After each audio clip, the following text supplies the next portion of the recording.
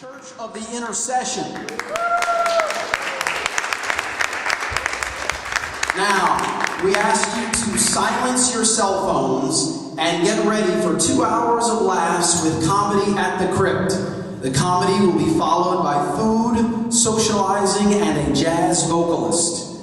Now, we're going to welcome our host for this evening. Our host was recently featured as one of the top 18 women to follow on Twitter by the Huffington Post. She has played the Apollo Theater, and you may have seen her on VH1, MTV, or in many TV commercials. Now, let's give it up for our host for the evening, Abby Crutchfield. Thank you.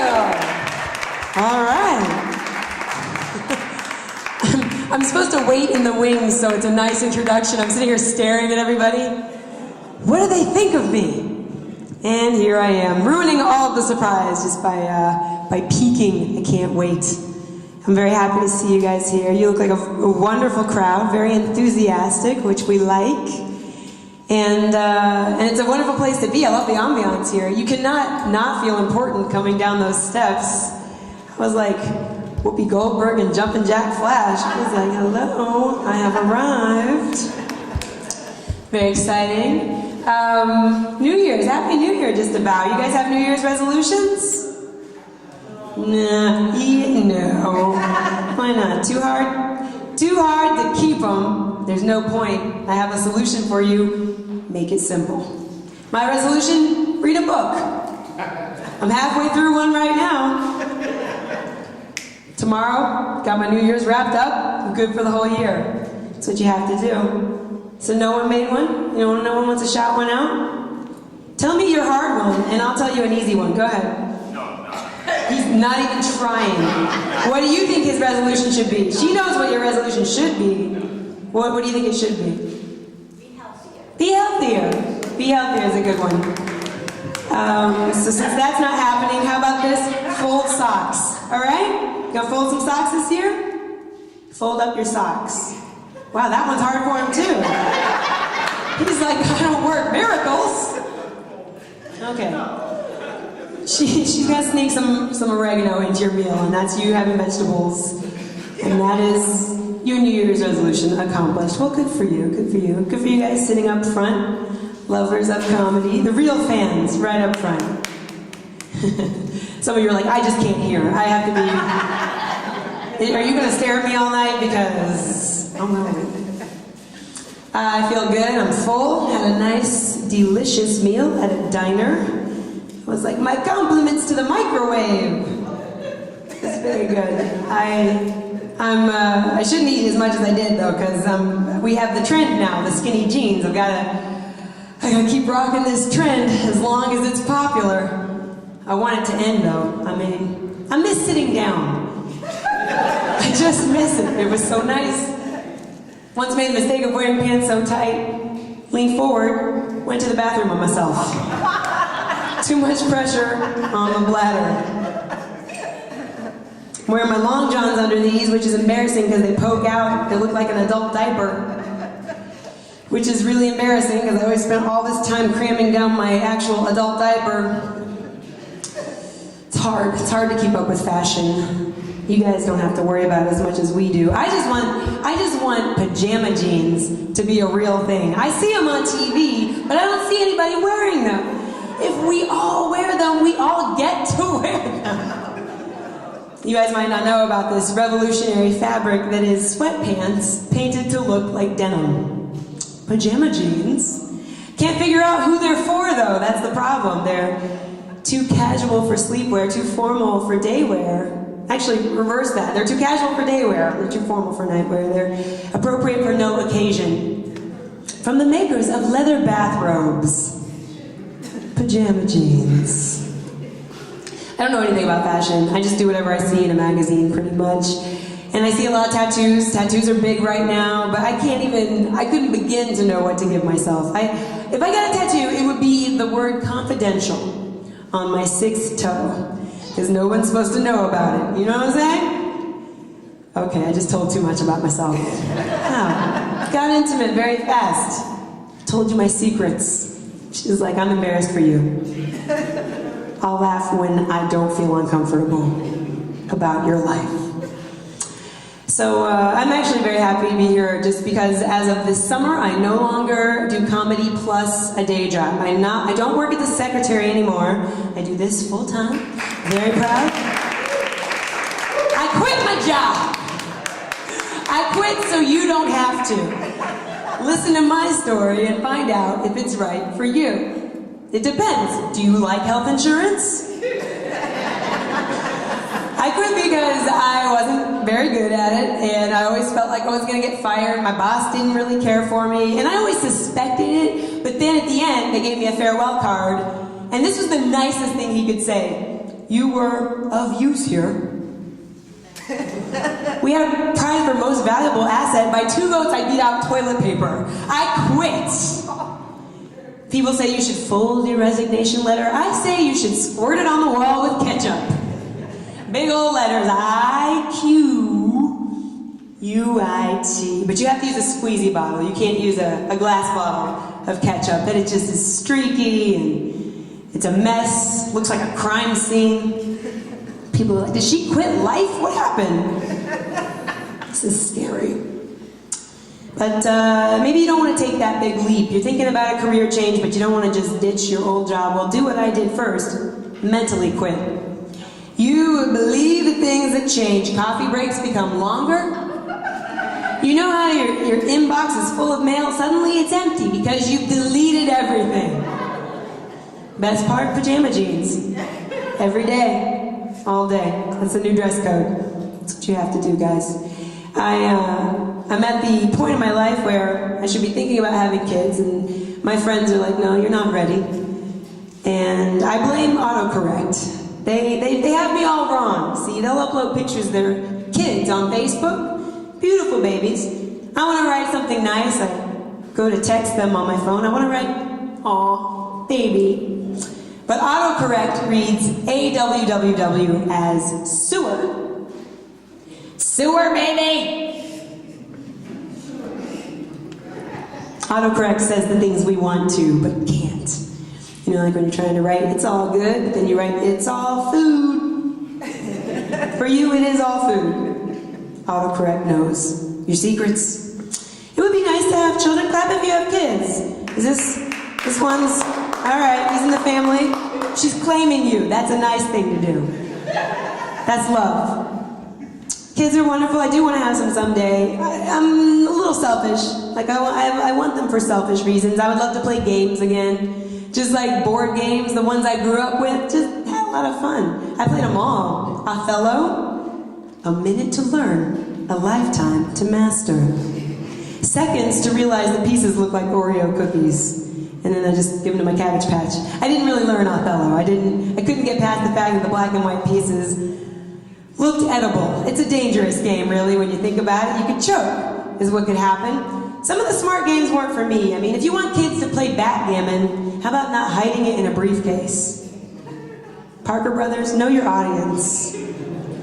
I played a lot of Monopoly, although I didn't understand it. Didn't really get the pieces. No kid wants to be a thimble. Kids don't know what a thimble is. If a child knows what a thimble is, he works in a sweatshop. He doesn't have time for games. He's making the game. Played a lot of Clue, the wonderful game that teaches children about murder. But I love to play it. My friends didn't want to play it with me. They couldn't be bothered because I would like mix up all the pieces. You know when you just play something too much and you start to give substitute pieces for stuff because things get lost? I'd be like, it's Colonel Mustard in the library. They're like, that's the top hat for Monopoly. Colonel Mustard in the library with the lead pipe. That's the funny bone from Operation. Can you prove me wrong? So they would indulge me. They'd go into the confidential envelope and they'd say, well, it was Colonel Mustard in the library with... Sorry. That's what the card says. Sorry. It's the wrong card. It's the wrong game. I can't play with you. Clue was a whodunit kind of game. They should have called it Guess Who. Guess Who should have been called Racial Profiling. That is a weird game. You're just picking out people's differences. Anybody that was good at that game now works for the TSA. That's what I say. I would like to give you guys a real good money-saving tip before we kick off the comedy show. Are you excited about that? Good, because we all want to save money, right? And we're excited to kick off the show, too. I would say in the coming year, if you don't want to overspend, save your money, don't overspend. Don't fall for advertising. They will try so many things to trick you. They make up words. Did you know this? I almost bought a bottle of lotion because it contained hydratine, a clever combination of proteins that hydrate. At the checkout, I asked if I could pay with Nash, my own combination of cash made of napkins. I'm Abby Crutchfield, I'm your host for the evening. We'll be seeing each other again. Please give it up for a very talented performer you've seen all over New York City. Actually, this is my other friend. I thought it was my friend Yvonne. You're gonna wanna get that applause going, cause I memorized the wrong intro. Our next comic has performed all over Europe, Australia, the Caribbean, and the United States. Please start clapping right now. Welcome to the stage, the host of Broadway Comedy Club Radio, Clayton Fletcher.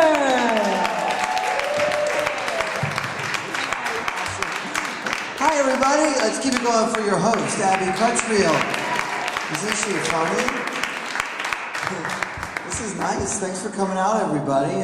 My name's Clayton Fletcher. I'm from New York. Thank you. I feel love. No, it's too late. You missed your chance. I assume most of us are probably from New York. I'm jealous of people who are from Brooklyn. I think Brooklyn's the coolest place to be from, if you're from New York. It even sounds cool. You know, where are you from? Brooklyn. Okay, alright, that's cool. That's really cool. And it's sometimes people from Brooklyn are so proud of being from Brooklyn that they will tell you that even if that's not the question you asked them. It's like, hey man, you want to go to the movies? Man, I'm from Brooklyn. Is that yes or no? Brooklyn. I like the things they do. I was in Brooklyn and this guy was walking around going like this, BK. I was like, yeah, I think there's a Burger King on the next corner. He's like, no, BK, Brooklyn. Represent. Right? He went like that, represent. I was so jealous. I can't do that. I'm from Queens. We don't represent. You don't see people walking around going, hey, Flushing. Holler, Queens. Flushing. Flushing's not a cool place to be from. It's a verb. It's upsetting. But I live in Manhattan now. Yeah. I live in a bachelor pad with 3 other guys. We need a woman's touch. We've got $8,000 worth of stereo equipment and no table. That's a bachelor pad. You open my fridge, there's like some butter and a football. Why is that in the fridge? It doesn't go there. It's fun though, having roommates. We get in fights sometimes. My one roommate's from Portugal. Yeah. We had an argument. Did you have an argument with somebody and they have an accent? And the madder they get, the thicker the accent gets? That happens. We're talking about politics. He called me a capitalist. That's not a nice thing to call somebody. He owes me an apology. So you're explaining that joke to each other. It's cool. We'll figure it out. I love New York. It's a great place to live. You know, it's really fun. The other night I was at the comedy club. And this girl came up to me after the show. She's like, Clayton, you were really funny. You want my number? I don't have a joke for that. I just wanted to tell everybody. I know. I thought that was so awesome. I couldn't believe that happened to me. Because I'm still looking for the right girl to cheat on my girlfriend with. That's not right. I shouldn't say that. I should say with whom to cheat on my girlfriend. That joke is grammatically correct. I'm just kidding. I don't have a girlfriend. I used to have a girlfriend. Then I wrote that joke. She didn't like it. So that's that. So yeah, I'm glad you guys are here. Tonight we're going to have some jazz later on. You guys excited for that? Yeah, jazz. I love jazz. My father is a jazz bass player, you guys. Yeah, Ashton Fletcher, he's a well-known jazz musician. And I have to say, it was hard growing up the son of a jazz musician. I never knew what my father was talking about. Have you guys ever spoken to a jazz musician? They have their own language, all right? I mean, it'd be like, hey, Daddy, how are you? He's like, nothing shaking but the bacon. Okay, is that good or bad? He's like, it's cool, Daddy. I'm like, you're a daddy, don't call me Daddy. He taught me how to play. Yeah. He was like, chicks dig the bass. Lay it down, and they will come around. And boy, was he wrong about that. That doesn't work, you guys. You can't pick up girls with a bass. There's always a guy on the stairs with a real guitar. He's like, oh, my love, my darling. He's got like 12 girls. I'm in the corner.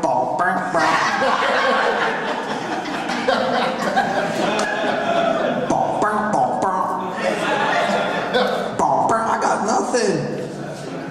Chicks don't dig the theme from Night Court. That's a lesson I learned the hard way. Yeah. Oh, my dad is real confused right now. We just heard Aunt Carol has to get hip replacement surgery. Yeah. Dad's like, you can't replace hip.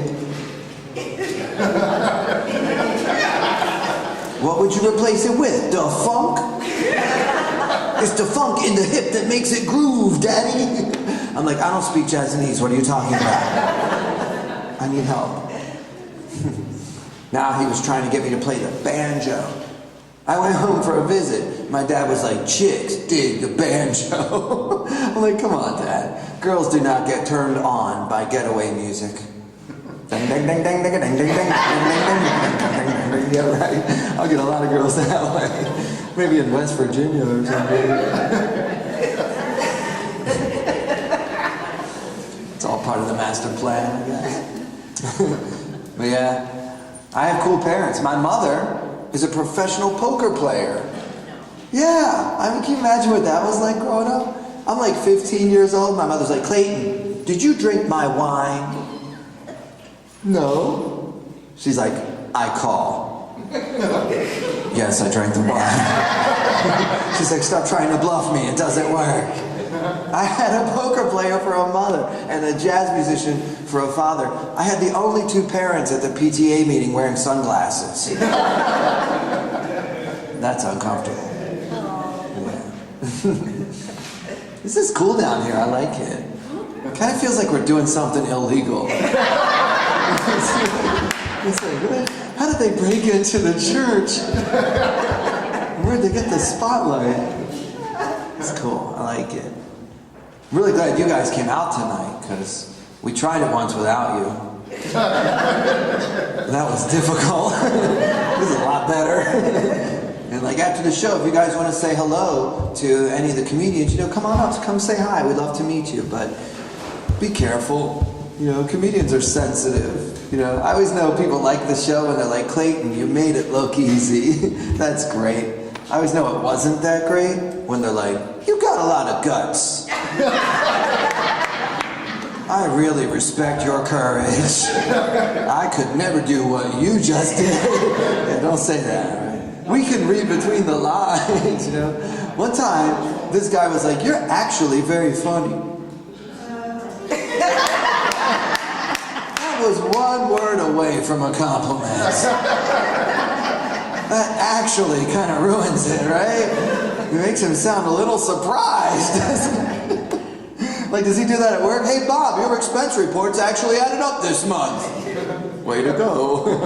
Hey, Susan, you actually look nice today. Don't use actually, unless you want to sound surprised. But I take things literally, Like even that word, literally. There's a reason why we have that word. You're supposed to mean it. This girl was like, that movie literally scared me to death. I'm like, welcome back. That's a cool trick. Nobody's done that for 2,000 years. Pretty darn impressive. But it just means I pay attention when people talk to me. You know what I mean? You know? Like the other day, I couldn't find my keys. You ever lose something? And somebody's trying to help you find it, but all they're really doing is getting on your nerves? Follow me around the house, my roommate Jason, like, so you lost your keys, huh? Okay, where'd you have them last? Doesn't he know I would go to that place and pick up the stupid keys? He's like, where were you when you lost them? I don't know. That's what lost means. It means I don't know where I lost them. So I don't know where I was when I lost them. Then I finally found the keys. He's like, it's always the last place that you look. I'm like, you're darn right it's the last place. Like, I found the keys. Why would I keep looking? No, wait. Hold on. Let me check one more place. Just in case they're not in my hand right now. You never know. Can't be too careful, right? It's the kind of thing that makes you say no duh. Remember when you were a kid, you would say no duh. When you're a little kid, somebody says something stupid, you just go no duh. I feel that way all the time. Like when I watch football, everything the announcers say makes me say no duh. They're like, well, Dan, the Jets are down by 24. They better score some points if they're going to win this game. No duh. Of course they need points to win. And he's like, all right, he's got the ball. Oh no, it's a fumble. I tell you, Dan, that is not what the Jets had in mind on that play. Oh really? You mean they weren't going for the old fumble on third down? Because I thought the quarterback was in the huddle. He's like, all right, Ricky, when I give you the ball, drop it. Right on the goal line. They'll never know what hit them. No duh. We have a store in my neighborhood where I live. It's called Everything $10 and Up. That's a great store to go to if you want to spend at least $10. You don't care how much, you care how little. What is this, $8.95? That is unacceptable. This is the $10 minimum store, okay? I figured it out. I bet it used to be everything $10. And then inflation. And they're like, man, we have to rename our store because we have to raise some of our prices. And the other guy was like, get the ladder. And up, problem solved. Covers all our bases. That's not as bad as the bakery. The bakery in my neighborhood, they don't know how to use quotation marks. I walk by in the morning, they have a sign in their window, fresh bagels. Why are they fresh? Doesn't that mean they're from last week? Right? Then it's like, we appreciate our customers. I'm like, so you don't appreciate me. Screw you. I don't need this bakery, you know. I can buy my bagels down the street. They're $10. At least. In that ballpark somewhere. These are the things I focus on. Make you crazy though. If people don't pay attention to what they're saying to you, you might drive yourself insane. Like, I'm colorblind. First thing people say, they're like, oh, you're colorblind. What color is this? I just told you I'm colorblind. You don't go up to blind people and say, hey, how many fingers am I holding up? You don't ask a deaf guy, can you hear me now? Some people try to help me. They're like, this is red. And this is green. I'm like, I'm cured. Hey, nobody ever explained it quite like that before. Where have you been all my life? I'm colorblind, not color stupid. They look the same, all right? They look the same. Ever go to the movies with somebody and they already saw the movie? You ever do that? They nudge you the whole time. Watch this part. Oh yeah, watch this part. You will love this part. Watch this part. Watch this part. Watch this part. Ooh, watch this part. Watch this part. Watch this part. Watch this part. I'm like, oh, you want me to watch this part? Okay, let me just finish up this sculpture I was working on. What do you think? I'm in a movie theater. There's nothing else to do. I'm gonna watch every part. Get your elbow out of my ribcage. Thank you. Yeah, but it's fun. I love doing comedy. I love traveling. You know. I recently did a show with Cedric the Entertainer, you guys. Yeah, it was amazing. I learned so much. One thing I learned is that 500 black people don't think I'm funny. That's good. It's not the same people that are here tonight. Feel the love. It's cool. I'm gonna cancel that show at the Apollo. Probably not gonna do it. I've done some tough shows though. I really have. You know, I did a show recently at a school in Pennsylvania. It wasn't a college. It was a middle school. I did a show for a room full of 5th grade students. And after the show, they all found me on the internet. And they wanted to be my friends. I thought that was so cute, yeah. Now I worry what people think when they go to my Facebook page. They see most of my friends are 10-year-old boys. That's not good. I'm this close to a visit from Dateline NBC. All right, let's be honest. Or a job offer from Penn State. I don't know. Oh, too soon? Is it too soon? She's like, not in the church, really, not in the church.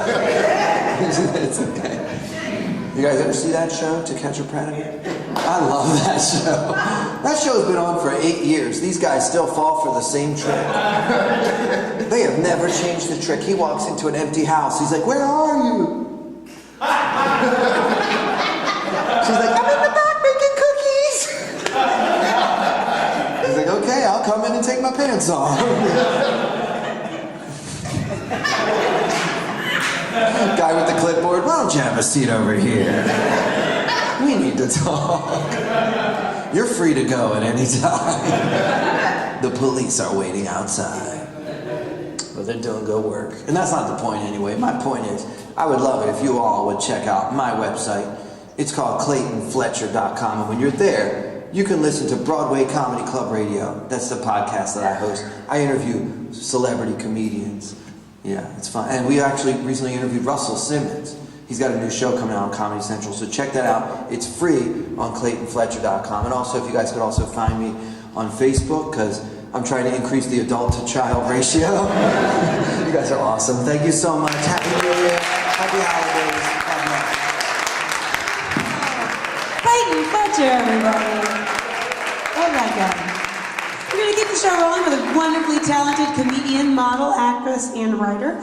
Her work was featured on TV One's show, Love That Girl, which was produced by Martin Lawrence. She had a 1-hour special on the Africa Channel. It's the one and only Yvonne Orji. Yeah. What's going on, Harlem? How you guys doing? What's poppin'? See, I like a lot of energy. I know you're like, oh my God, she's small, she's skinny, she shouldn't be dead. I'm gangster, son!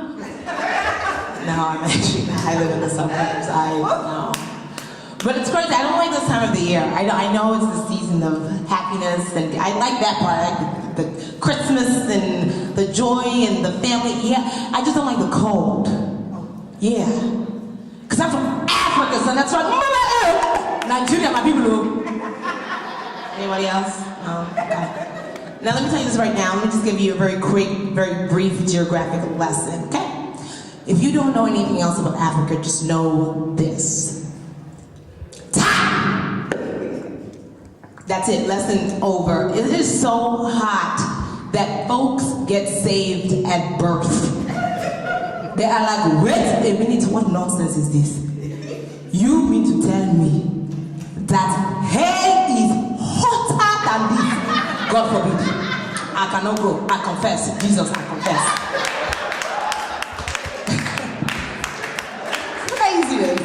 And I just went home not too long ago and I heard the funniest thing on the radio. I heard the weather report. And I was like, yo, what is there to report? We only have 2 seasons. Either it's hot or it's hot and raining. Like, what are you doing? And the guy was like really trying his hardest. He was like, good afternoon, ladies and gentlemen. I will give you the weather report for today. Monday will be hot though. Tuesday, can you imagine? Tuesday will be hotter than Monday. And Wednesday, I will not waste your time. The entire month of July, dry. I was like, yo, that's got to be the worst job to have in a recession. Can you imagine calling out sick? It's like, Mr. Bossman, the weatherman is out sick. What will we do? No problem. Go and play the weather report from this time last year. It has not changed. And call him and tell him he's fired. It's crazy. I hear Clayton was talking about Brooklyn and people represent her from Brooklyn. When my mom found out I was moving to New York, she was so scared because that's all we hear about. You have to have health insurance to live in Brooklyn. Because there's a place called Bed-Stuy, Do or Die. If you live there, it is by choice. Should anything happen to you, it was in the fine print. You signed on the lease. You know what's going to happen. Do or die. What did you do? And my mom was like, Yvonne, it is very scary in that New York. Please be safe. I was like, Mom, listen, I'm from Africa. Okay? I'm not scared of this. Because think about it. Think about it. Folks from the hood, what do they have? They have guns, right? They have guns. I'm from where we fight with rocks and stones. You have to be real gangster and mad accurate to bring a rock to a gunfight. Can you imagine some dude with a gun is like, yo, break yourself, boo! Break my what? My friend, I will break your head. I said, put the gun down. Put the gun right now. I have good aim. It's like, what? They will be so scared. They're like, I'm not fighting this dude. I don't know what crack he's smoking, but clearly he does not believe a rock. Ask David. Hey, can I get an amen? She's like, I read that portion of the Bible. Amen. David killed Goliath. 3 rocks for his brothers. I hate the stereotypes. I hate the stereotypes that people put on me when they find out I'm African. Because they're like, oh my God, Yvonne, are you serious? You're African. Amazing. Because here in New York, you guys have the, New York City Marathon? Yeah, 26.2 miles. Why is anybody running that? That's what we got cars for. I don't understand. I don't know what is backwards here. I'm going back home. It's ridiculous. So people find out I'm African. They're like, oh my God, Yvonne, the marathon, are you running? As ignorant as that question is, I get right indignant. I'm like, every day in my country, I had to run 20 miles for water. So no, I would not run a marathon. They're like, oh my God, I'm so sorry. I didn't know. It's bringing up bad. But I am not surprised that an African wins that race every year, people.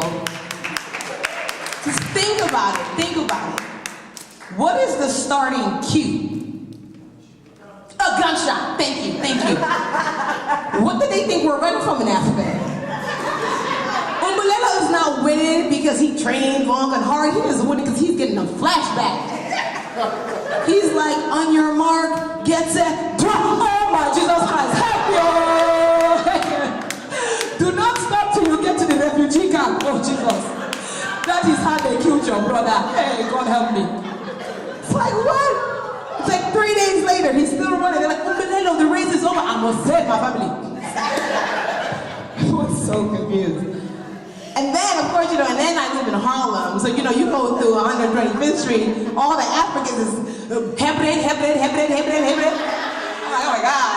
I have to pretend I'm not African. I'm like, no, I'm okay, I'm fine. I'm just not okay. Because my sister, we would implore you. No, I'm okay. So it's crazy because my friends were like, oh my God, Yvonne, you're African. Can you braid hair? Does it look like I braid hair? I did this for a reason. And an African will grip the mess out of your scalp. One day, anybody here gotten their hair done by an African?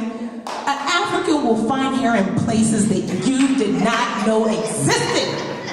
I went back home to the braid gallery. I lie to you not. I sat down in this lady's chair and shorty grabbed my throat. I was like, what do you do? She said, stand very still. Do not move, there is a piece of hair right there. I must get it and connect it back to your root. The devil is a liar. That's not the will of Jesus for my life. No, it's craziness. So I have two degrees. I have a bachelor's and a master's degree. Very excited. And now I'm a comedian. My parents are tripping out of their mind. They're like, Yvonne, we do not understand. You have a master's degree and you are a jester. I was like, I'm not a jester, I'm a comedian. You are a jester. I don't juggle balls. I'm like, what is happening? I don't have like the hat. I'm not doing it. But it's so crazy because my parents really wanted me to be a doctor. And you know, there comes a point when you realize like that is not God's will for your life. When you take that one test that makes you feel like you have never been smart a day in your life. For me, that was organic chemistry. I remember looking at the test and I was like, shit, I can't die. Jesus help me. Because we're not going to make it.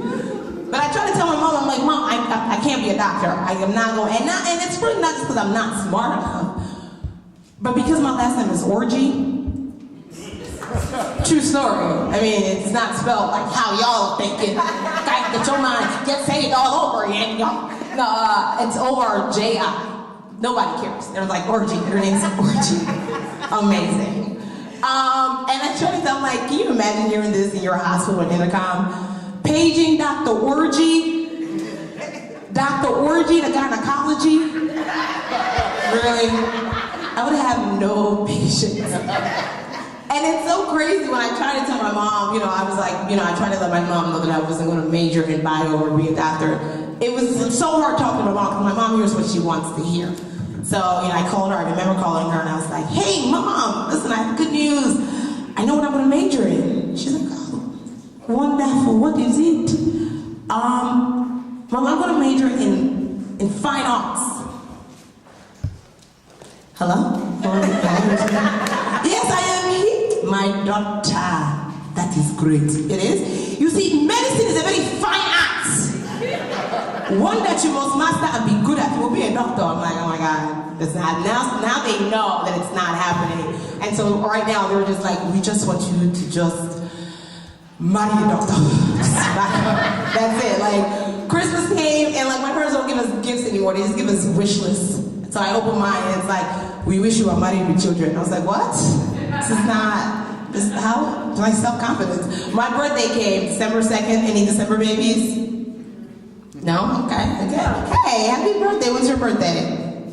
The 5th. Okay, Sagitt. Okay, so precious. I have no idea what that means.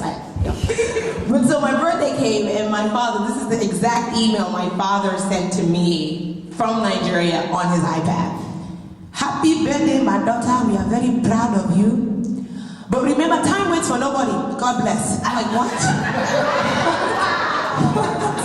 I'm like, I am so glad I had high self-esteem. And growing up, my parents never talked to me about dating. The only dating advice my father gave me was this. He was like, Yvonne, you cannot date until you get married. What? It's like, I think it's working. I think that's why I'm still single. I'm like, that's adultery the last time I checked. What? And so now my mom is like, you should not be so picky. I know you like the tall men. But beauty can come in many. Love is very interesting to you. But just find somebody. And I'm like, Mom, there are a couple things I want. She said, those things is mind over matter. If you don't mind, it doesn't matter. Do you care about me, y'all? I'm like, what is happening? Let me just put things in perspective for you. This is how single I am. I used to work for an organization called 100 Black Men. Still couldn't find one. Not a one. I'm like, really? This is false advertising. This is the only reason I thought it was an eHarmony dating site. What is happening? Not a one. So now, I'm just going to expand my horizons. I'm going to look for a Jew for Jesus. Praise him. Love God and be rich. What?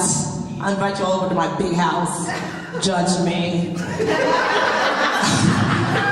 But I'll let you know right now, I am single and I'm doing God's way. I am 28 years old and I'm a virgin. Glory to Jesus. Oh my God, praise him, I'm worth the wait, but I'm not trying to wait forever, so I'm gonna be taking applications back there. I know y'all got some grandsons, some uncles, you know, I like them older, some grandfathers, it don't matter, okay? So we're checking a couple things, paychecks, pay stubs, credit scores, and passports, because I'm an immigrant, I'm not trying to go back. I don't want no problems. Don't want no problems.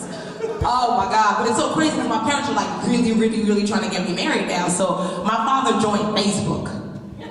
Yeah, my father joined Facebook to socially network me. And it's crazy because I saw the friend request and I knew it was him because he had like 8 names. Michael Chukwuma has requested you as a friend. I'm like, oh God, dang it, why? No. So I did what any self-respecting child would do. I ignored it. So it's not happening. Problem is, I live with the man. Okay? Problem. So I'm in the kitchen minding my business, doing what I do best, freeloading and eating some good food. And here he comes down the stairs and he's like, my daughter. You see, this is a very interesting sight. You think that you will ignore my request for fresh visit on this your face, your book, and continue to eat from my fridge. Like a hunter without a rifle, you are not serious about your life. Like, what are these African proverbs that you're speaking to me? I don't get it. This is not the Lion King. What? Speak to me. So I had to like accept him because I'm like, I don't want to be homeless. So I accept him, and here he goes. He's tagging every picture of me. I was like, bah. And he's like, this is my daughter. She is ripe for marriage. Inbox me for more information. I was like, I'm sorry, did you just call me ripe on the World Wide Web? What am I, a mango? Craziness. Thank you guys so much. That is my time. My name is Yvonne Borgi. And I did want to let you guys know, I have some items in the back. That is really my testimony. I'm 27 years old and I'm waiting till I get married. So I have shirts that say, keeping it locked till I get that rock. So I'm going to give this away to anybody who's super excited and just want, okay, she's like, I got glitter on. But I am selling merchandise in the back. Maybe you have a niece, a cousin, a daughter, or whoever that could benefit from that. Maybe that's their testimony or somebody you want to give that to. I also have shirts that say, I'm a big deal, based on 1 Chronicles 17:17, which says, for he has looked on me as though I'm the most exalted of men. So God thinks you're a big deal. You got to just represent and be a big deal. So, see me in the back. Thank you guys so much. Thank you, Yvonne Orji, everybody. She's a big deal. Our next performer tonight is the man who made this all possible, a resident of Harlem, Greg Walker. Thank you. Before we do anything, let's give another round of applause to the Church of the Intercession for having comedy. All right. And I have to recognize my church, the Abyssinian Baptist Church. Give a little round of applause for my church. Some members are in the house. Now you can tell that we're not at a Baptist church tonight, because if we were at a Baptist church, we'd be on our 3rd collection by now. So, not a Baptist church. But it's great to see the friendly faces. I was performing in Los Angeles, and none of my friends out there came to see me perform because the comedy club had a 2-drink minimum.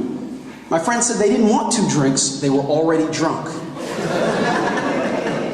So I told them, the comedy club just wants you to pay for the 2 drinks. They don't care if you drink them, but unfortunately the whole process of becoming already drunk left them already broke, so we didn't see them. But now there are events where they should make you drink alcohol, like at Mets games. Right? I mean, the Mets should have an 8-drink minimum. Hard liquor. The only way a Mets fan can enjoy a Mets game is if he gets so drunk, he forgets which team is the Mets. In my case, I don't drink any alcohol. And it got me in trouble on a business trip to China. My colleagues told everyone there I wasn't going to drink any alcohol because I was a Muslim. They just forgot to tell me that I was a Muslim. First night at dinner, I grabbed some food from the buffet, and everybody started screaming. They were saying, that has pork in it! Now, I already knew that the pork dumplings had pork in them. I thought it had to be some type of Chinese tradition. As people grab food from the buffet, we all shout out the ingredients. I saw a guy reach for a spring roll. I said, "There are green onions in there." I went straight from China to a business trip to a small town in Tennessee. They had a sign on the door of their pancake house that said, "Leave your gun at the desk." So I just walked right in. The waiter said to me, "Can you read? Leave your gun at the desk." I said, "I don't have a gun." He said, "Right now, you're embarrassing yourself. Go home, get your gun, come back when you're ready for breakfast." I'm not going back there even if I do have a gun. Now I can tell this is one of these towns where they've never seen a real black person before, because on my way out, a guy stopped me. He said, "Excuse me, are you Reggie Jackson?" And his friend stopped him. He said, No, that's Jesse Jackson." I had to tell them, I'm not Reggie or Jesse. I'm their little brother, Jermaine. Now, when I'm in New York, people think I'm Tiger Woods, right? Some of you guys thought I was Tiger Woods. Now, it wasn't that long ago when being Tiger Woods was a good thing. Remember those days, the good old days? Tiger messed things up for both of us. You know what saved me from all these Tiger Woods troubles? The Old Spice guy. Women love the Old Spice guy. And women think I'm the Old Spice guy, if they're far away, distracted, not wearing their glasses. But I know how to do it. It's simple. You just say, "Ladies, look at your man. Now look at me. Now look at your man. Sadly, he is not me." And if they still don't think I'm him, I just say, "I'm on a horse." That solves the whole thing. I think it's ironic though. So I'm in Tennessee, they expect me to have a gun, right? Usually when I do comedy in Harlem, the bouncer will frisk me to make sure I don't have a gun. It's kind of incongruous. Now when I'm in charge of a comedy show, I don't ask anybody if they have a gun, because I don't want to know. I mean, a guy might say to me, "Yeah, I have a gun. What are you going to do about it?" Pretty much nothing. I mean, I'm just making conversation. Do you have a gun? What's your sign? Do you come here often? Basic icebreakers. Things in Harlem are different from other places, though. I tried to get my passport renewed in Harlem. Now, the Harlem passport office wanted my original birth certificate. They wanted to be paid in cash, and they wanted a letter from my parole officer. So I just said, forget it. I went downtown. I go to the downtown passport office. They had a jazz band playing. People with no identification whatsoever were getting their passports renewed, and they were paying with IOUs. Next thing I knew, I had a new passport. Now, they did stop me on the way out. They said, "Before we can activate your new passport, we do need to speak to your parole officer." So it didn't work perfectly. I've noticed people have started to name their own price for plane tickets. Have you guys noticed that? But I saw a guy in Harlem try to name his own price at McDonald's. Yeah. He wanted the fries off the dollar menu, but he only had 22 cents. Now, the guy in line in front of me, he liked the idea. He said, "Yo, if Money wants his fries, give Money his fries." But I have to object, because I don't think that's right, to call a guy with only 22 cents money. Can't do that. I've lived in Harlem long enough to know that the women in Harlem are smarter than women in general. See that? I have proof. I have proof. There was a hurricane coming to Harlem, right? Now on the news they said, get a flashlight, get batteries, stock up on water. Women in Harlem are too smart for that. They went out, they bought a new dress.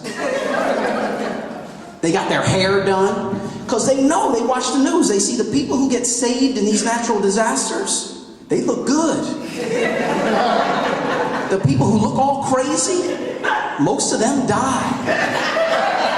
I'm not saying it's right, I'm just telling you what happens. And these women realize they can be saved from the natural disaster and find a husband at the same time. If they look good. Now, brothers are no different, though. You think brothers are no different. Brothers don't want to be on top of some building trying to flag down a helicopter. It's like, save me, save me. I look crazy because I just woke up. Save me anyway. Brothers just want to get in their favorite suit and stand on top of the building and just say, that's how you want to do it. I've learned recently, there are women in Harlem who pay $1,000 a month to get the hair of Indian women put in their scalps. It's like a monthly organ transplant. And you know these women are smart because most of them get their boyfriends to pay for the hair. Now that wouldn't work with me. I'm a business guy, so you'd have to make it sound like business. You'd have to say, Greg, I need the money for my property. It has deferred maintenance issues. That could work. Now I'm a business guy, but I actually think my 4-year-old son is more into business than I am. He said to me just this week, he said, Daddy, tell me a story about a train that chases a dinosaur into a monster cave to reduce operating costs and boost revenues. So I told him that story. He had a falling out with his best friend Frankie, because Frankie let the imaginary passengers on his toy trains get huge discounts even during peak hours. My son said to me, he said, Daddy, Frankie doesn't maximize shareholder value. How can you disagree with that? He and I have been watching a lot of television together, and we've noticed there's a lot of racism on television. For instance, there are no Hispanic superheroes. Have you noticed that? The closest thing they give you is Speedy Gonzalez. And that's a mouse that's high on speed. And it didn't fix things when they added his cousin. Remember they added Speedy's cousin? Cokehead Rodriguez? That's more racism. Some of our own lyrics are crazy. You guys will appreciate this. Our own lyrics are crazy. Biggie Smalls, one of his most popular songs. He says, don't shoot up the place. Why? Cause I see some ladies tonight who should be having my baby. Now let's break that down. If a brother says to you, don't shoot up the place, is the proper response, why? I mean, why not shoot up the place? We usually shoot up the place. We brought our firearms. Who put you in charge of whether we shoot up the place or don't shoot up the place? Did you pay for the bullets? Are you my daddy now? Why?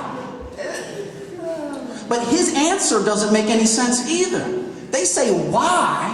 He says, cause I see some ladies tonight who should be having my baby. So he's not concerned about the loss of life, the property damage, the arrests and prosecutions. He's just concerned that if you shoot up the place, you will interfere with his ability to get his Mac on. Let me ask you, does it work in reverse? Let's say a rapper enters a club and he doesn't see any women in the club that he wishes to impregnate. Does he say to his boys, hey, yo, son, all the women in here look like dudes. Is your gun loaded? That's not how it works. Before I started my business career, I actually worked in the White House. It was during Bill Clinton's era. And my responsibility was to respond to letters from black leaders. Now, a lot of people think Bill Clinton was black, but that was me. Now, they would tell us, read letters written by his predecessor, George H.W. Bush, so we'd have a sense of how we might want to respond. But George H.W. Bush responded to all letters from black leaders the same. He would say, Dear Black Leader. That's it, just Dear Black Leader. He didn't have anything else to say. It was tough.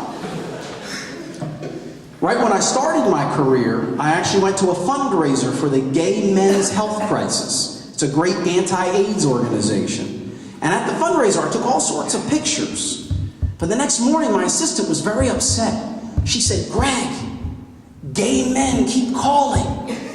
They all say they have pictures of you from last night.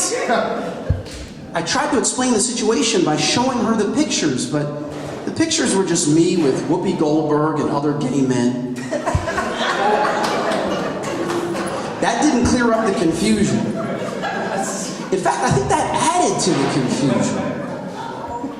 But right now, I work for an Asian company, and I've had to learn new phrases. For instance, the way they say everyone makes mistakes is they say even a monkey will fall off a tree. The problem is, the first time I heard that, I thought they were calling me a monkey. Which explains my response. I said to them, your mama's a monkey. But it was a misunderstanding. I've realized that there's no place in Asia for a black man to get his hair cut. Now, it almost works out okay, because the only people who can tell when I really need a haircut are other black people. And they don't have black people in Asia. But after a couple weeks in Asia, you finally see another black person, your first reaction is, oh great, finally, that's a black person. And then you think, oh no, that black person's gonna see my hair. It can be scary. I'm going to go in a second, but before I go, I just want to tell you a little bit about my grandmother. Now, my grandmother is not here tonight, but she called me just before I went on stage to talk about her microwave.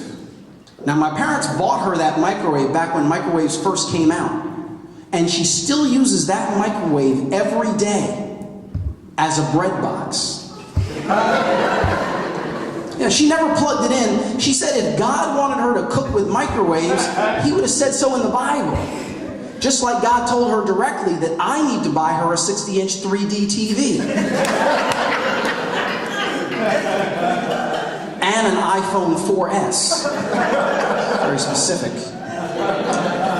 Now, my grandmother is always broke, and I think it's because of her favorite TV show. Now, her favorite TV show is every show on the Home Shopping Network. And I fear that they've taken over her brain, because instead of asking me for $100, she always says, Greg, I just need 5 easy payments of only $19.99. Anyway, you guys have been absolutely fantastic. I'm Greg Walker. Enjoy the rest of the show. Greg Walker, everybody. Fantastic. Very excited about our next guest. Our next performer has appeared on Comedy Central, Showtime, and The Late Late Show with Craig Ferguson. It's Bill Santiago!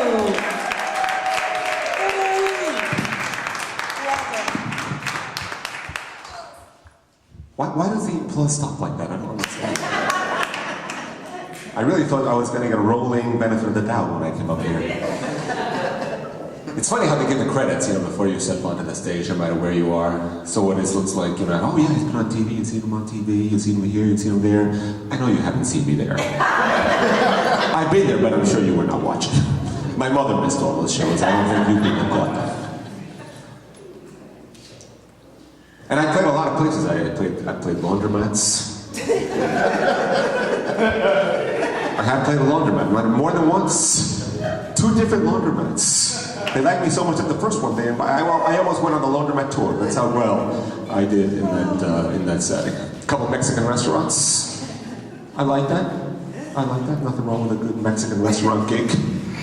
The food's free, sometimes just half off, but whatever, that's fine. I played a few churches. Those did not always go as well as I expected. You have very high expectations for those church gigs. They don't always go well. So I felt a little, I had a few misgivings about the event tonight. It suddenly occurred to me it was going to be in a church. And then I found out it was going to be under the church. And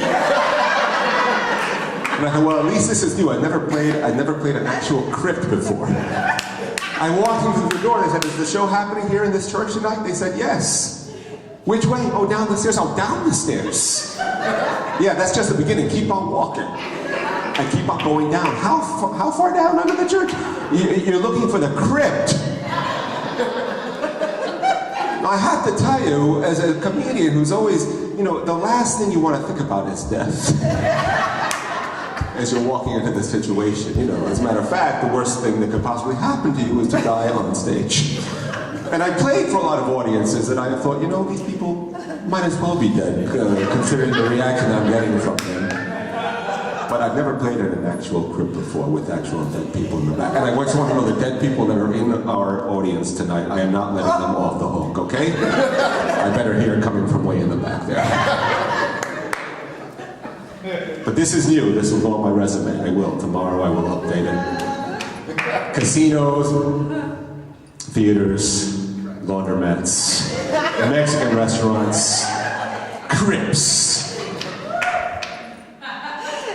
And I will get hired again for another crypt show, I'm sure, if everything here goes tonight as planned. And I hope it does, because there's a lot riding. This is my professional reputation here on the line tonight. This is what I do for a living. I hate to mention the word living amongst so many dead people, but sometimes you don't mean it. This is what I do for a living. I hate to go into how much I make. I never discuss my income. I hate it when people talk about how much money they make without specifying. They try to intimidate you, but without specifying how much money they make. You know, I make 6 figures. They could all be zeros. I make 7 figures, something like that. 8, just gave myself a raise. Per hour! And but I have been traveling, I get to travel my job. I am back in town because my girlfriend now lives with me, and so I am back in town. We moved in together. Actually, she moved in with me. I really had no choice in the matter. I don't know how she got the keys, but she's in there now. And there's no better way to find out how incompatible you are with someone. If you want to know, live together. I didn't expect it to be so revelatory right away. I mean, the very next morning I found out. First of all, she uses an alarm clock, which I think if you need an alarm to wake up, it's because it's still not time.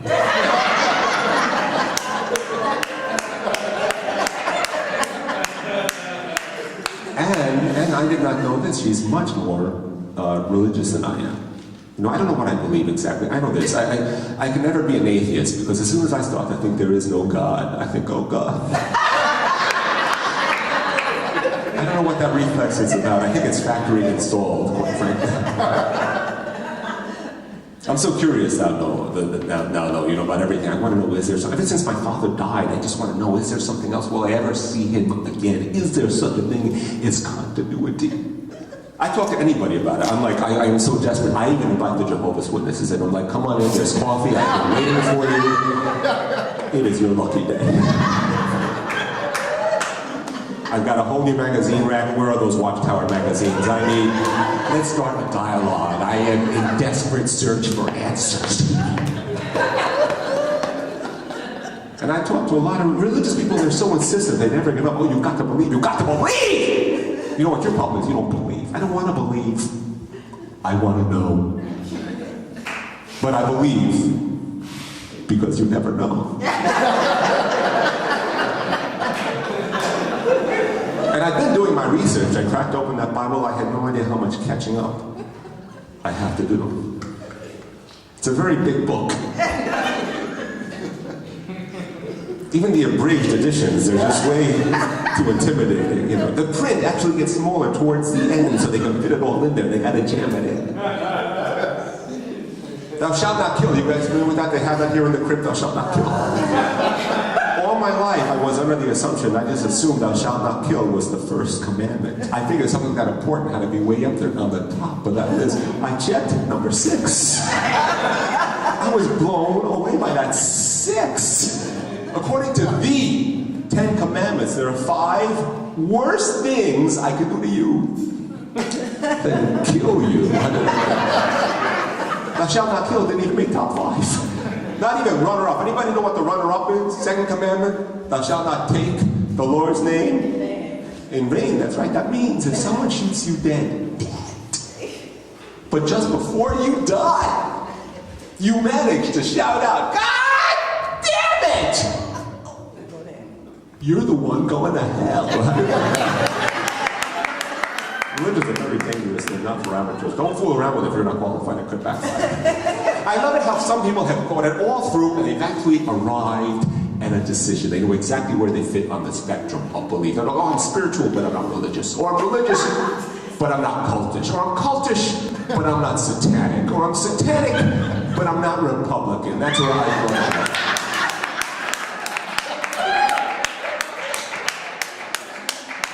I really, really admire people who thought it through. But you need something, right? Some sort of philosophy to keep you on track. So I've been experimenting with a whole new approach to life. They say dance like nobody's watching. Have you heard that one? Love like you don't need the money.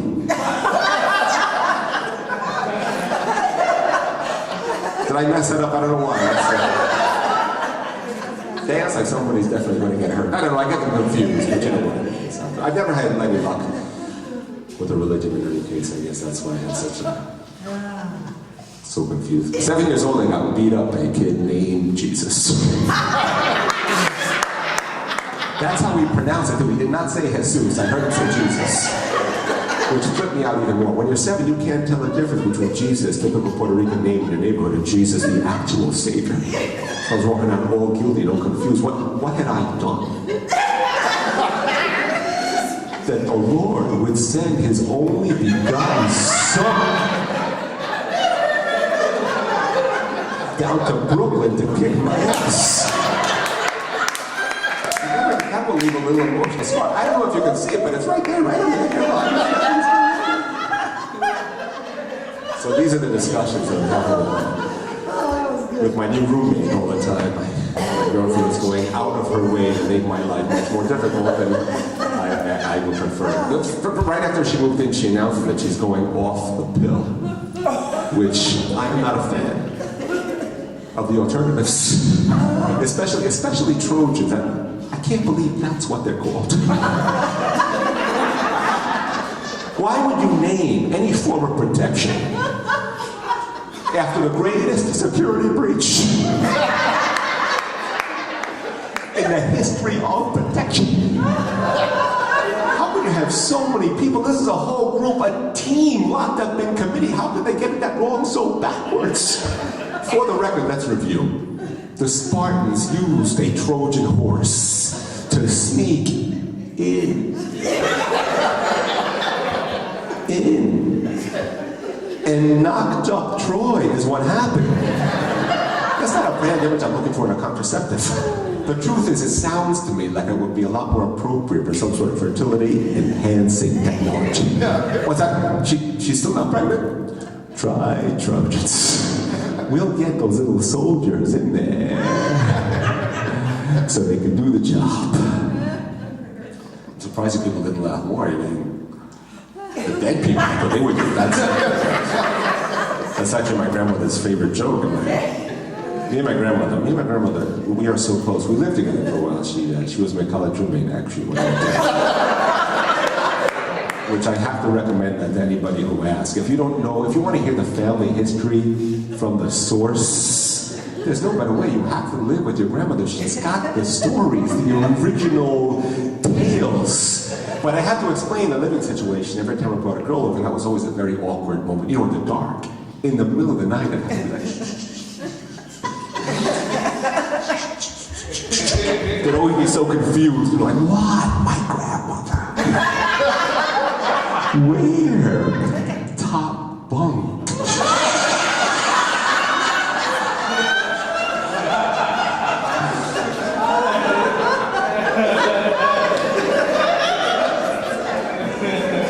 She's wonderful. She's wonderful. 93. She turns 94 September. This coming September 27th. Yeah, she's in good health. Thank God. She's great. She's great. Every year I take her for her birthday to Puerto Rico. I don't know if we'll do that this year. But last year, we had a scare flying into San Juan. We lost cabin pressure, and instead of oxygen masks, rosary beads dropped from the ceiling. I don't know if you've ever been to Puerto Rico, but we're a very religious island over there. I lived in Puerto Rico for a while, so for like 4 years after college, you know, and it opened up my eyes to the people that I really come from. Before I lived in Puerto Rico, we went every summer. But to live there is a different experience. I grew up thinking that all the retardation in my family, the craziness, the way that we acted once the door was shut. I thought it was just us. I thought it was a Santiago thing. Then I lived in Puerto Rico, I'm like, oh my God, 4 million people behaving the exact same way. I'm not dysfunctional, I'm tropical. I can embrace this. And thank God I speak Spanish, because otherwise I couldn't even communicate with my grandmother. She only speaks Spanish, or Spanglish. You have to at least meet her halfway. You can't go anywhere in this country without hearing a little Spanglish. Atención, que marchamos.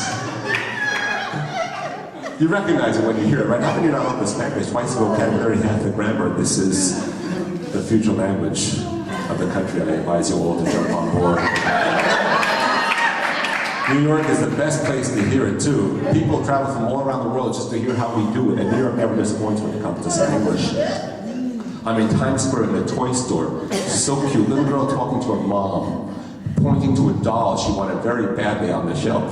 Mami, cómpramela por favor, que está on sale. And Mommy was on it, te dije que no. Why? ¿Cómo que why? Porque because.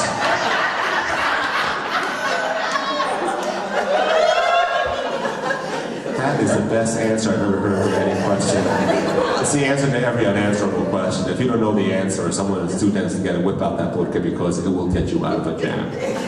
Every single time. Why are we laughing so much in a crypt? Porque because. You see how it works? It's a universal answer. I want that on my tombstone. Porque because. We should have more fun with our tombstones, we really should. There's not any fun going on at the cemetery. There's all this opportunity for jocularity and humor, but people are not going for it. When was the last time you had a good time at the cemetery? I mean, before this. People should just go for it. All those tombstones crying out for a good line. It's your last chance! Tombstone, that's like your last status update. Forget about Facebook, this is serious. Just once I'd like to walk in a tombstone, and the very first tombstone I see says, I may be dead, but I'm still horny. Like, that guy had a great sense of humor. It's a shame we didn't know each other while we were still alive. We would have been great friends, but I guess I missed the opportunity. Or how about this? But you have to go with me on this one, okay? You walk in, and the very first tombstone you see says, I'm standing right behind you. Oh, that is good! What you want. No one wants to laugh at death. As a species, we can't face it. We cannot face our own mortality. We're still looking for the leading cause of death. It's birth. There is a 100% correlation. No one has ever died without being born in the first place. Every birth certificate is a death warrant. Every baby's a dead man crawling. Let's just face the facts.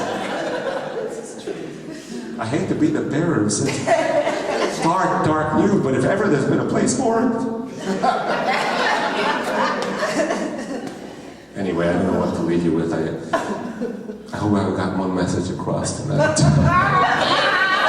It's porque because. But seriously, mix it up. The languages, they belong together. I believe that English and Spanish were separated at birth, and they're finally finding each other again in this country. And it's a beautiful thing. It's a beautiful thing. Some people don't like it. They hear me going back and forth. They're so curious. They actually ask you, so then what language are you actually thinking in that, Mr. Cynthia? Well, it really depends on the last language you were operating, and you don't automatically switch over. There's a little bit of a lag. Like I was reading this ad for the Army, but it was in Spanish. So instead of I am Army, it said soy Army. Then I walk into Starbucks and there's a sign that says soy milk.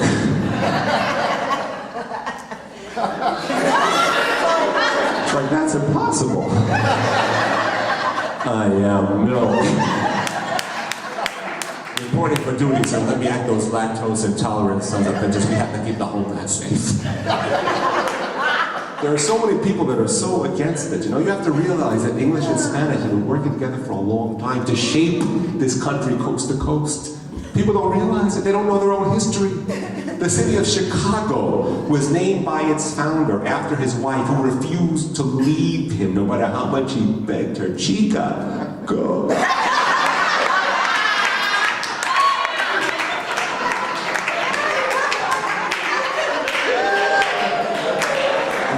glad to learn something. Bill Santiago, thank you very much. Have a good night and happy New Year to you. Happy New Year. Fantastic. Bill Santiago. Soy chocolate milk. Very, very, very, had a wonderful time tonight. So very proud of everybody that's been up. And this next young man has been featured on America's Got Talent, also in a web series called It's a Chopped Up Life. Give it up for Charles McBee. Give it up for Abby, everybody. Working hard, let her hear it. And give it up for yourselves for coming out. How's everybody doing? Everybody feeling good? Everybody doing great? I gotta say, first of all, it is an honor to be doing comedy in the place of Jesus' birth. This is amazing, beautiful place. I'm gonna be honest. I'm gonna be honest with you guys. Like, I'm used to doing comedy in like nightclubs and comedy clubs, and like I get the call from Greg and he goes, Charles, I got this great gig for you. A lot of wonderful, intelligent people want to come out and have a good time and hear some comedy. And I'm like, that is great, I will be there, I can't wait. Where is it? It's in a church. Let me tell you something, I have never prayed so hard in my life. Me and the Lord are like this now. I'm like, speak through me, Lord, speak through me. Abby, we are gonna have some fun tonight. I usually find myself in like awkward moments, right? Like weird predicaments. Like the other night, I was on the Upper East Side, needed to get to the West Side, right? It was about 10 o'clock at night, so I decided I'm gonna cut through Central Park. Forgetting the fact that I am a coward and have no business being in Central Park at 10 o'clock at night. So I'm walking along scared to death, and I noticed that there was a young white woman walking ahead of me. So I figured, hey, there's strength in numbers. Maybe we can walk together and make it through this thing safely. But then I noticed that the closer I got to her, the faster she started moving. I ended up chasing this poor woman through Central Park. But we made it out in record time, so it worked out. That's the thing, like that's my problem. I've always been a scaredy cat. Like I've always been like, you remember that kid back in school, had no friends, peed his pants, ate his lunch in the bathroom stall? That kid used to beat the crap out of me. I hated that kid. I hated is a strong word. It's weird, it's like it was always hard for me to relate to other black kids in my neighborhood, mostly because I'm biracial. I mean, both of my parents are black, but I love Coldplay, is what I'm saying. That is...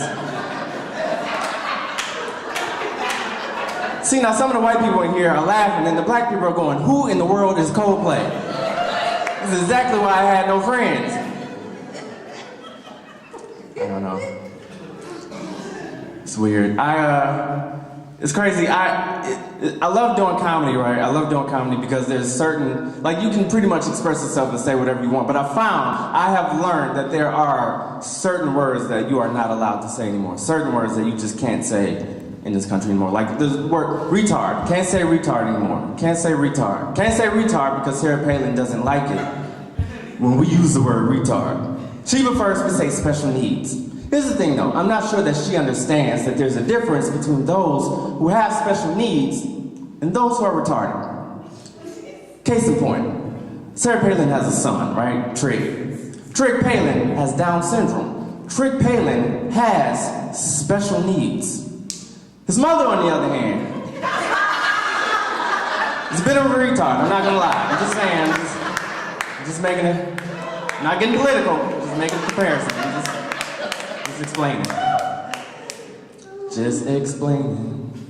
I don't know, I just got out of a relationship, which is weird because it was like my first interracial relationship, right? First I found that being in an interracial relationship is weird, mostly because of the parents, because like either they're way too conservative or they're way too liberal. Meaning they either want me back on the plantation immediately, or they show up wearing a dashiki and cornrows. Show me that they're broadening their horizons and stuff like, welcome Muhammad. I'm like, my name is Charles, who is Muhammad? How did we get here? And it was weird, like, because me and my ex, we would always get into arguments. Like, she loved the show. I don't know if you remember the show. You remember the show Kate Plus 8? Kate Plus, it was about the white lady with the 8 kids, right? I could never get into the show, mostly because of the 8 kids. Because people in my family, 8 kids is not a phenomenon to us. At 8 kids, we're still trying to see where this relationship is going. That's what Like, should I introduce you to my mama now? I don't know. It's only been 8. I don't know. I dated a Spanish girl once. That was great. A Puerto Rican girl. Dated a Puerto Rican girl. She took me on her date. She took me for the very first time I ever went to the Puerto Rican Day Parade, which was amazing, right? It was an amazing day. Over a record turnout, over 5,000 people showed up, and that was just her family. That was just her. We all came together. It was amazing. It was incredible.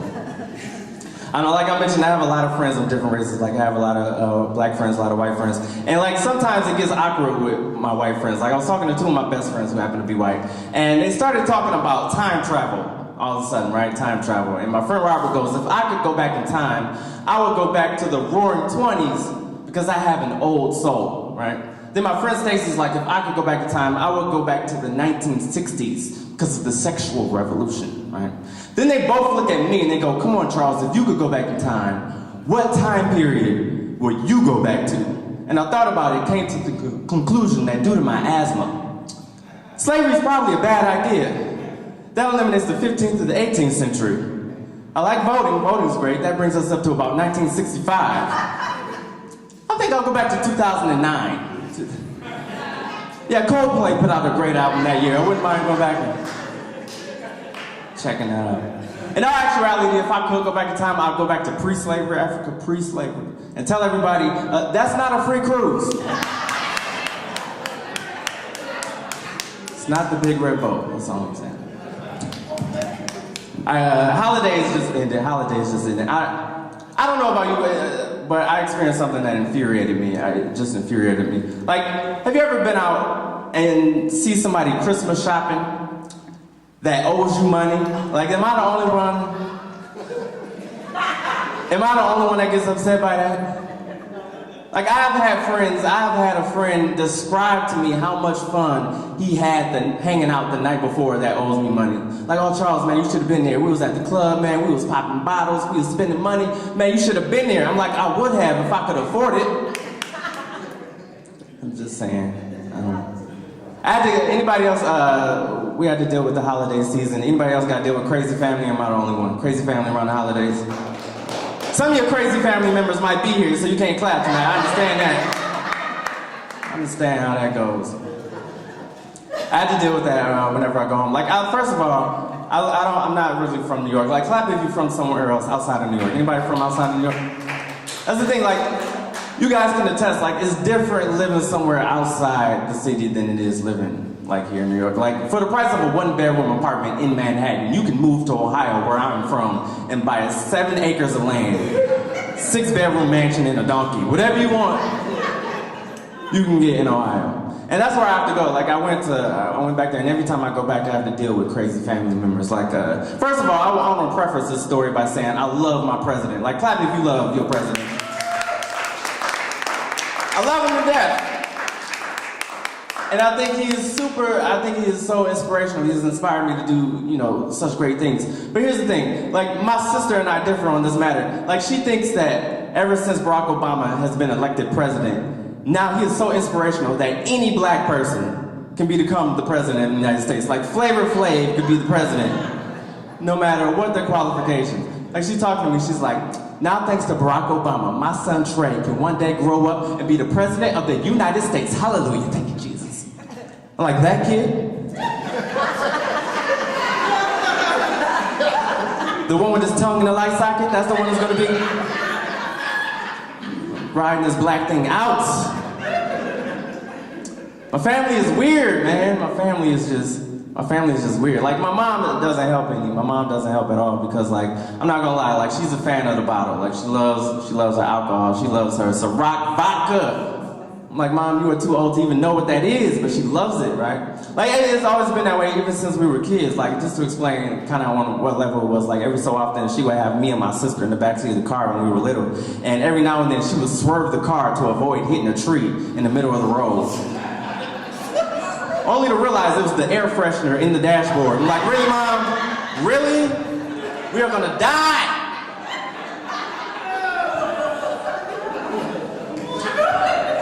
That's my family. I don't know. My mom's crazy. This is why I wasn't looking forward to going home for Christmas. And this is a true story. I can't make this stuff up. Don't judge me. Don't judge me. I wasn't looking forward to going home for Christmas because the Christmas before last year's Christmas, I went home and my mom was super excited to see me, right? Super excited. She comes up to me and she's like, "Oh my goodness, son, you'll never guess what I just bought at Walmart." I'm like, "What's that, Mom?" She goes, "I just bought brand new Barack Obama Christmas ornaments. We're gonna start an annual family tradition." I go, "Really, Mom? We're gonna start an annual family tradition where we take the first elected black president and hang him from a tree?" What kind of tradition? I told y'all, don't judge me. This is my family. These are jokes to you. This is my story. This is my testimony. I'm just saying. I don't know. I'm gonna end on this. This is the last straw. This is the absolute last straw. I went home, we're having dinner, and my uncle Frank and my aunt Booney, that's right, my aunt Booney, I said it. It's Ohio. Got into a big argument. I gotta give you the pre-story to this argument before I can tell you exactly what happened. My uncle found a box in my aunt's closet, right? Found a shoebox in my aunt's closet. And he asked her, you know, "What's the deal with the shoebox in the closet?" And she told him never to look in that box, ever. Ever. A couple weeks go by, my uncle being who he is, he didn't care. He waited till she went to work. Got the box, saw what was in the box. What was in the box was 3 eggs and $175 in ones, right? Now we come to the family dinner. He decides to confront my Aunt Booney right at family dinner. "Booney, you gonna tell me why you had 3 eggs in that box and $175 in ones? You gonna tell me right now, right here."